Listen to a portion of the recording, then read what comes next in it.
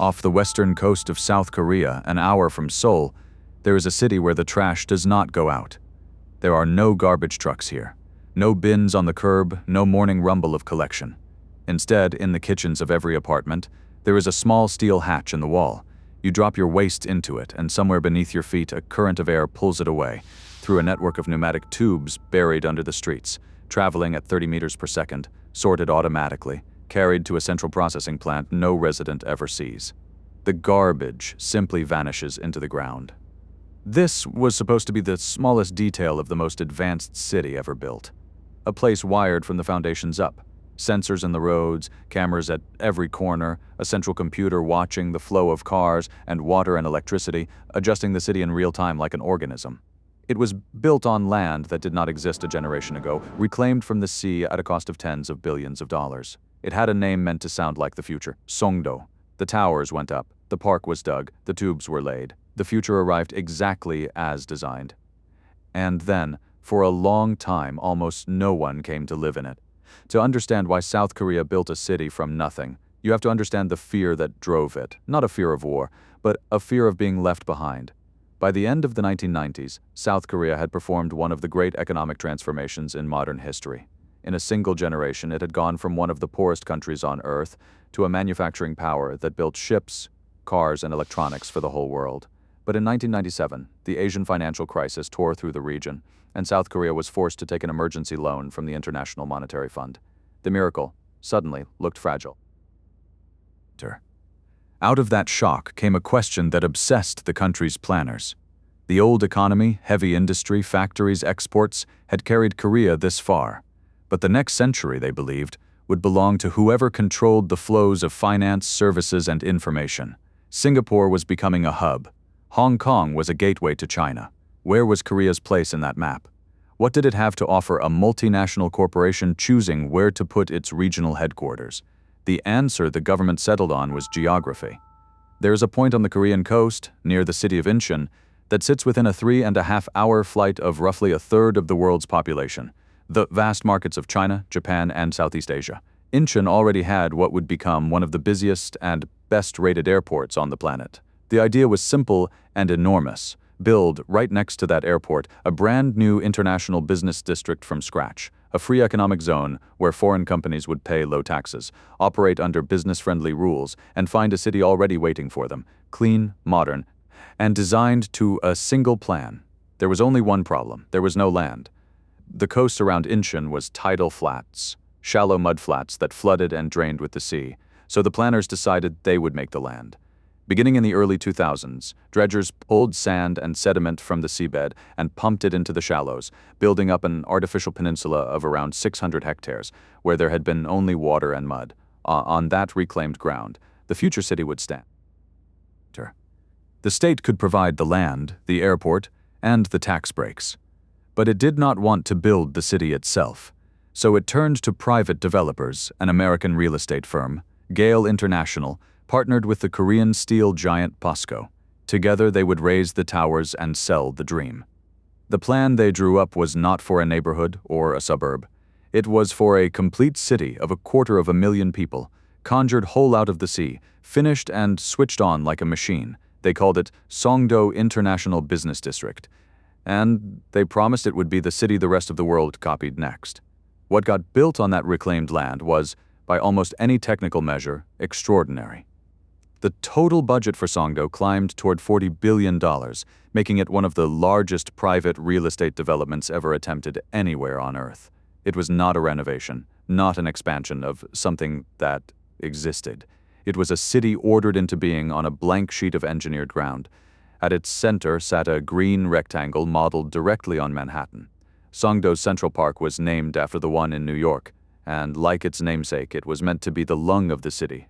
Except this one was threaded with seawater canals, where water taxis carried passengers past the towers, and the lawns were watched over by glass skyscrapers on every side. Around the park, the architecture borrowed openly from the great cities of the world. There were echoes of Venice in the canals. There was a convention center with a sweeping white roof. There was a concert hall, an aquarium, international schools, a campus where foreign universities opened satellite branches. And rising over all of it was the Northeast Asia Trade Tower, a tapering glass spire over 300 meters tall, for a time the tallest building in South Korea. It was meant to be the flagpole of the new economy, a signal visible for miles that something important was happening on this patch of former seabed. But the spectacle was never the real ambition. The real ambition was underneath, in the wiring. Songdo was designed to be a ubiquitous city, a place where information technology was not added on top of the city, but built into its bones. Fiber optic cable ran to every home and office. Sensors were embedded in the streets to monitor traffic and adjust the flow. The pneumatic waste system replaced garbage trucks entirely, pulling household trash through underground tubes to a central plant, where it could be sorted and, in part, burned for energy. Charging points for electric cars were planned across the district years before most of the world had them. In some apartments, screens on the wall were meant to let residents hold video calls with neighbors, with the building management, with city services, a vision of connected living that arrived, in places, before the smartphone made it ordinary. The whole city was meant to be governed from a single nerve center, a control room watching feeds from across the district, where operators could see, in theory, the entire organism breathing at once. Traffic, energy, security, water, a city you could read on a screen. And Songdo was built green, deliberately. It was laid out so that most residents could walk to a bus or subway. A high proportion of its space was given to parks and water. Its buildings were designed to strict environmental standards, and the district earned more certified green floor space than almost anywhere else on the planet. On paper, it was not just the smart city of the future, it was the sustainable one. The developers were not shy about what they had made. Songdo was marketed to the world as a template, a model that could be packaged and sold to fast-growing nations everywhere, especially to China, which would need to build the equivalent of dozens of cities in the coming decades. The pitch was that you no longer had to let a city grow slowly, messily, over centuries. You could design it once, build it in a decade, and switch it on, complete. By the 2010s, the bones of that vision were standing. The towers were real. The park was real. The canals held water and the tubes carried away the trash, and the control room glowed with its feeds. Everything had been built. Everything worked. The only thing missing was the life that was supposed to fill it. The plan had called for around 250,000 people to live in Songdo, and for hundreds of thousands more to work there, drawn by the foreign corporations that would plant their regional headquarters in this perfect, frictionless city. For years, that second part barely happened at all. The multinationals, by and large, did not come. The great global firms that Songdo was built to attract mostly stayed where they already were, in Seoul, in Hong Kong, in Singapore. A free economic zone and a new airport were not enough to pull a company's regional headquarters across the world to a district that, for all its towers, had no track record, no established business community, no reason to be chosen over the cities that already had everything. The tax breaks were real. The demand was not, year after year. The office towers that were supposed to hold the future of Asian commerce stood with floor after floor unleased. And without the jobs, the residents were slow to follow. People moved to a city for work, for opportunity, for the gravity of other people already there. Songdo, in its early years, had little of that gravity. It had apartments, beautiful, expensive, modern apartments, but a person who bought one often found themselves living in a tower where most of the units were dark at night, on a street with few shops open, in a district where the restaurants closed early because there was no crowd to keep them open. Journalists who visited in those years came back with the same word, again and again. They called it a ghost town. They described the wide, immaculate boulevards with almost no one walking them. They described the silence, not the silence of a place that had failed and emptied out, but the stranger silence of a place that had been finished and never filled. One foreign writer called it a Chernobyl-like ghost town, not because anything had gone wrong, but because the streets felt evacuated of a population that had simply never arrived. The people who did live there described a different kind of absence. Songdo worked. It was clean. It was safe. The trash disappeared into the walls. The parks were green and the air was good, but it had no past.